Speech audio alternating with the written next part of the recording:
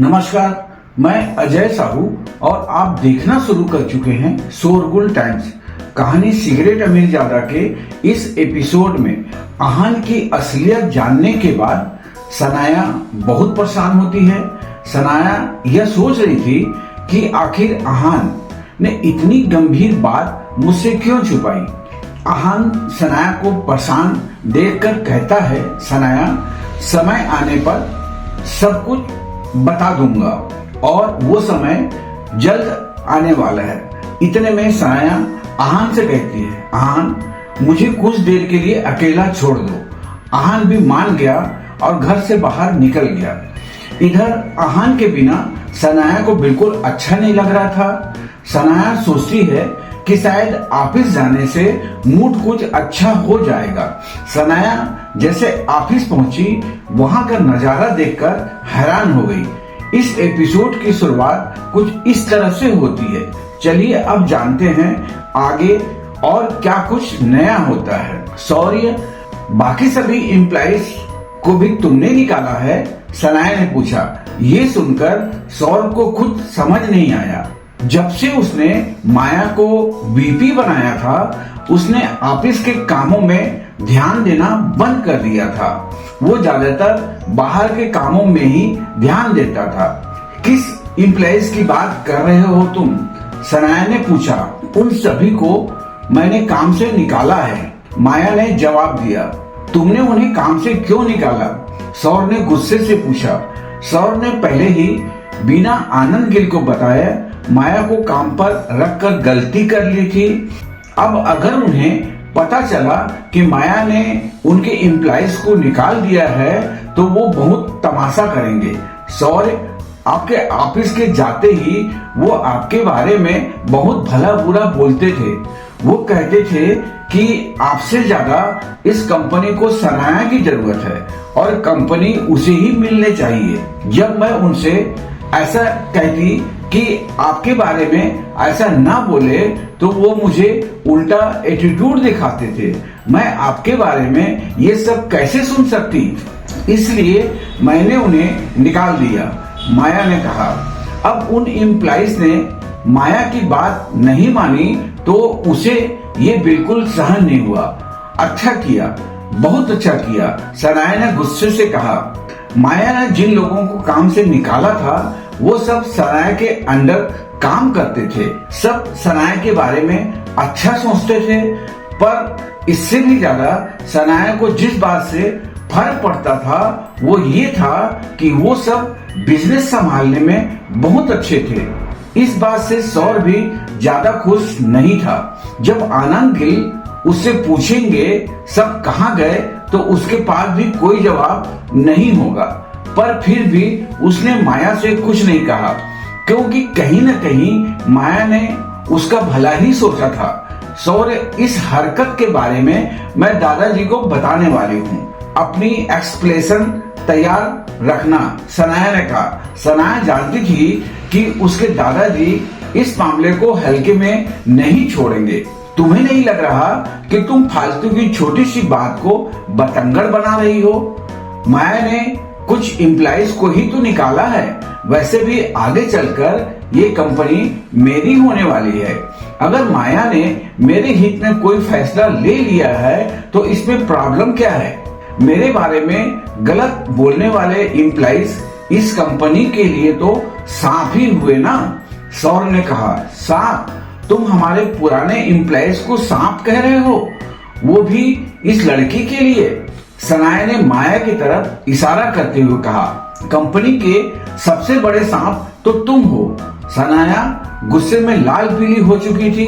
सनाया, तुमने मेरे खिलाफ जाने का फैसला कर लिया है क्या? सौर ने पूछा। क्या हुआ अगर मैं तुम्हारे खिलाफ हूँ भी तो? सनाया ने पूछा। इस बात से सौर का ईगो हर्ट हो गया। सनाया, मुझसे तमीज से बात करो। तुम शायद भूल रही हो कि कंपनी का फ्यूचर मालिक मैं ही हूँ। आगे चलकर ये कंपनी मुझे ही मिलेगी। भले ही तुम अभी स्प्रिंग कॉर्पोरेशन प्रोजेक्ट की इंचार्ज हो, पर काम तुम मेरे लिए ही कर रही हो। इसलिए अगर तुम इस कंपनी में ऐसे ही काम करते रहना चाहती हो तो ढंग से रहो और अपनी लिमिट में रहो। तुम मुझे धमकी दे रहे हो। सनाया सौर से डरने वालों में से नहीं थी। सौर को कैसे हैंडल करना है वो अच्छे से जानती थी। नहीं, कजिन ब्रदर होने के नाते एडवाइस दे रहा हूँ। होप यू तुम्हें दोनों में फर्क पता है। सौर ने रुखी आवाज में कहा, ठीक है, एडवाइस के लिए thank you cousin brother. Sanaya ने लंबी आह भरते हुए कहा। उसे इस बारे में सौर से आर्गू नहीं करना था। उसने फैसला किया कि वो ये बात अपने दादाजी को बताएगी, फिर उनका जो भी फैसला होगा उसे मंजूर होगा। इतना कहकर सनाया वहां से चली गई। सनाया के जाते ही माया सौर से चिपक गई। सौर, अब क्या होगा? माया ने थोड़ी घबराते हुए पूछा। अब क्या होगा? उसकी चिंता हो रही है। जब उन्हें काम से निकाला था तब नहीं हो रही थी। सौर ने माया को कसकर पकड़ते हुए बोला, डोंट वरी, मैं हैंडल कर लूंगा। दादाजी मुझे कुछ नहीं बोलेंगे। सौर ने माया के चेहरे को सहलाते हुए कहा। सनाया ऑफिस से निकलकर और परेशान हो गई थी। पहले आहान की सच्चाई, अब सौर का एटीट्यूड। वो गुस्से से लाल पीली हो रही थी। उधर बिंदु यामिनी के पास बैठी थी। उसने यामिनी को सुबह वाला पूरा किस्सा बताया कि कैसे उसने सनाया को स्प्रिंग कॉर्पोरेशन से आते हुए देखा था। ये सब सुनकर यामिनी बहुत उत्सुक हो गई। क्या सच में तुमने सनाया को वहां से आते हुए देखा था? हाँ, मैंने सच में उसे वहां से आते हुए देखा था। मैं झूठ क्यों बोलूंगी? बिंदु ने कहा, पर वहां के बंगले तो बहुत महंगे हैं। पता नहीं सनाया वहां से क्यों आ रही थी। बिंदु ने इसके आगे कुछ नहीं बोला, पर वो क्या बोलना चाहती थी उसका मतलब यामिनी अच्छे से समझ गई थी। सनाया के पास इतने पैसे नहीं थे कि वहां बंगला खरीद सके, और आहान तो वैसे भी फटीचर था। तुम क्या कहना चाहती हो कि सनाया वहां किसी को जानती है? यामिनी ने पूछा। ये जितना सिंपल लग रहा है ना, उतना सिंपल नहीं है यामिनी। बिंदु ने यामिनी के कानों में शक भरने की कोशिश की। मतलब कहीं आहान ने तो? यामिनी ने कुछ कहना चाहा। यामिनी, तुम ही तो कहती हो आहान अमीर नहीं है, फिर वो वहां घर कैसे खरीद सकता है? मुझे तो कुछ और ही बात लग रही है। सनाया ने वहां के किसी बंगले में एक रात गुजारी है, बिंदु ने कहा। यामिनी इतनी बेवकूफ नहीं थी कि वो बिंदु का इशारा ना समझ पाए। वो जान गई थी कि बिंदु आखिर क्या कहना चाहती है। यामिनी ने सोचा कि कल तक तो सनाया आहान के लिए उससे लड़ रही थी, फिर आज वो किसी और के साथ कैसे हो सकती है? बात भले जो भी थी, पर ये सच था कि वो वहां घर नहीं ले सकती थी। इसलिए बिंदु की बात में कुछ सच्चाई हो सकती है। ये सब सोचकर यामिनी परेशान हो रही थी और खुश भी। उसे चिंता इस बात की थी कि अगर किसी को पता चला कि सनाया का बाहर किसी से अफेयर चल रहा है तो उनके लिए बहुत बिल्कुल सही नहीं होगा। वो खुश इसलिए थी क्योंकि अगर सच में कोई था जो इस बंगले में रहता था तो फिर आगे जाकर उसे बहुत फायदा होगा। सनाया को बहुत पैसे मिलेंगे जिसे यामिनी भी मांग सकती थी। वैसे भी बड़े बड़े बंगलों में रहने वाले लोग पैसों से सारी खबरें दबा देते हैं, इसलिए यामिनी ने चिंता करना छोड़ दिया। यामिनी, तुम सनाया को कॉल करके क्यों नहीं पूछती? बिंदु ने कहा। यामिनी को बिंदु की बात सही लगी। उसने सनाया को कॉल किया तो उसका फोन स्विच ऑफ आ रहा था। ये बात उसे अजीब लगी क्योंकि सनाया अपना फोन कभी बंद नहीं करती थी। अगर जो तुम कह रही हो वो सच है तो चलो वहीं चलकर पता करते हैं, यामिनी ने बिंदु से कहा। दोनों पता करना चाहती थी कि आखिर सच क्या है। फिर दोनों घर से बाहर आई और टैक्सी लेकर स्प्रिंग कॉर्पोरेशन के सेल्स ऑफिस पहुंची। सेल्स ऑफिस में दो लेडीज आपस में बात कर रही थी। एक लेडी वहां घर लेने आई थी और दूसरी सेल्स ऑफिसर थी। सेल्स ऑफिसर उस लेडी को वहां से घर दिखा रही थी। यामिनी ने उस अफसर से पूछा, एक्सक्यूज मी, क्या मैं आपसे कुछ पूछ सकती हूँ? उस सेल्स लेडी का रिएक्शन कुछ खास अच्छा नहीं था। यामिनी बहुत नॉर्मल कपड़ों में थी। सेल्स अफसर को रोज हाई फाई लोगों से मिलना होता था, इसलिए वो समझ गई थी कि ये यहाँ घर अफोर्ड नहीं कर पाएगी और उसका टाइम वेस्ट करेगी। एक्सक्यूज मी, यामिनी ने फिर से कहा, आपको दिखाई नहीं दे रहा मैं क्लाइंट के साथ बिजी हूँ? उस अफसर ने कहा। ये सुनकर यामिनी को गुस्सा आ गया। उसने उससे कहा, आप मुझसे ऐसे कैसे बात कर रही हैं? अच्छा, तो मैं आपसे कैसे बात करूं? अफसर ने कहा। आपको पता भी है मैं कौन हूं? यामिनी ने एटीट्यूड के साथ कहा। कौन हो तुम? जो लेडी घर देखने आई थी, इस बार उसने सवाल किया। वो यामिनी के सवालों से इरिटेट हो रही थी। उसे ऐसे घमंडी औरतें बिल्कुल पसंद नहीं थी। मेरा नाम यामिनी गिल है, यामिनी ने कहा। दोनों लेडीज एक दूसरे की तरफ देखने लगी। यामिनी अपना कंफ्यूज एक्सप्रेशन देखकर थोड़ा शर्मिंदा हो गई। आपने भले ही मेरा नाम सही नहीं सुना है, पर सनाया का नाम तो सुना है। सनाया पूरे शिमला में सबसे खूबसूरत लड़कियों में से थी। अब तो वो स्प्रिंग कॉर्पोरेशन का प्रोजेक्ट भी संभाल रही थी और वहाँ के एक बंगले में उसने रात भी बिताई थी। इस वजह से यामिनी को लगा कि सनाया का नाम यूज करना सही होगा। तुम पागल तो नहीं हो गई हो? उस लेडीज ने कहा। यामिनी ऐसे ही किसी को सनाया के नाम से नहीं डरा सकती थी। फिर वो लेडीज उस अफसर की तरफ मुड़ी और उससे कहा, सिमरन, क्या तुम्हारे यहाँ के गार्ड्स किसी को भी ऐसे अंदर आने देते हैं? सॉरी अंकिता मैम, मैं अब ज्यादा ध्यान रखूंगी। सिमरन ने माफी मांगते हुए कहा। यामिनी को उसकी बातें सुनकर बहुत गुस्सा आ रहा था। तुम पागल किसे कह रही हो?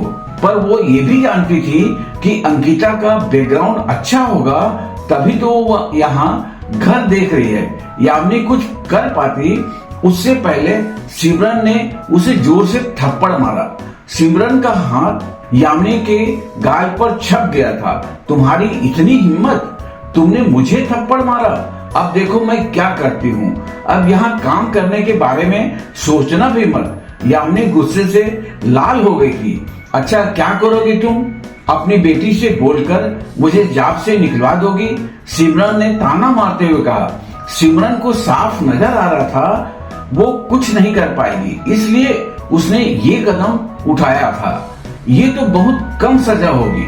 मेरी बेटी तुम्हारे साथ क्या करेगी ये तुम सोच भी नहीं सकती। यामिनी को अपनी बेटी से ज्यादा उस पर भरोसा था जिसके साथ सनाया यहाँ के विला में रही थी। यामिनी श्योर थी कि वो कोई बहुत बड़ा आदमी है और इस थप्पड़ का बदला वो जरूर लेगा। ठीक है, मैं इंतजार करूंगी। सिमरन का घमंड भी कुछ कम नहीं था। उसे अंकिता के बैकग्राउंड पर भरोसा था। वो जानती थी कि अगर उसने अंकिता का साथ दिया तो कोई प्रॉब्लम हुई तो उसे बचा लेगी। यामिनी जैसे ही जाने लगी उसका फोन बजने लगा। फोन पर सनाया का नाम फ्लैश हो रहा था। ऑफिस में फोन टूट जाने के बाद सनाया ने सबसे पहले नया फोन खरीदा और फिर उसमें सिम डालकर स्टार्ट किया। सनाया बेटा, तुम कहाँ हो? फोन उठाते ही यामिनी ने पहली बात यही कही, मैं बाहर हूँ मोम। क्या हुआ? सनाया ने हड़बड़ाते हुए बोला। तुम बाहर क्या कर रही हो? तुम स्प्रिंग कॉर्पोरेशन के विला में क्यों नहीं हो?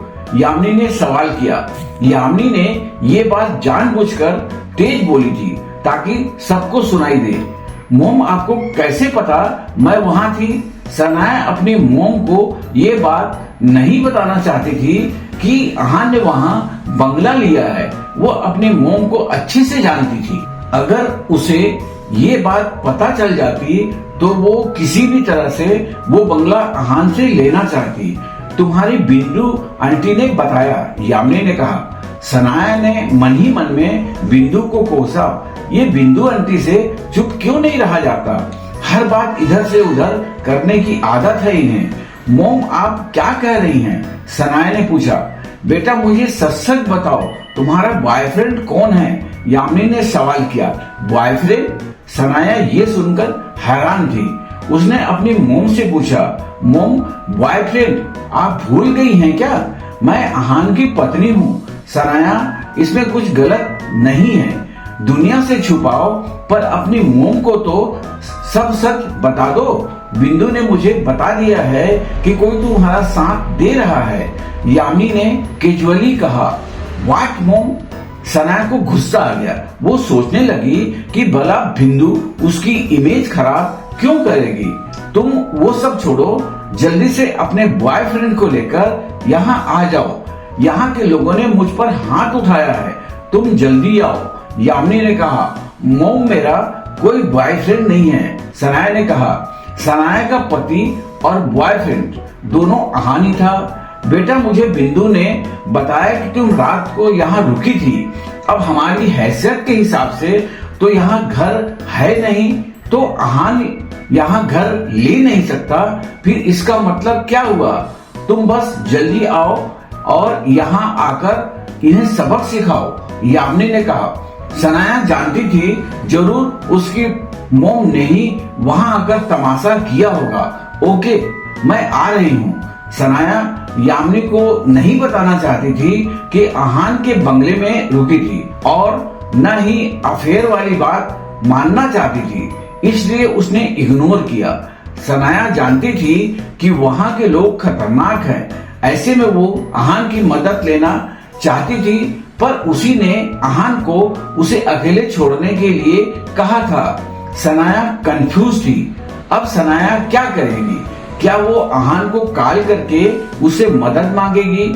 आगे जानने के लिए बने रहिए हमारे चैनल शोरगुल टाइम के साथ। बस यहीं पर इस कहानी का यह एपिसोड भी समाप्त होता है। कल फिर मुलाकात होगी इस एपिसोड को आगे बढ़ाते हुए। आज के लिए बस इतना ही। अब हमें कल तक के लिए इजाजत दीजिए। नमस्कार, धन्यवाद।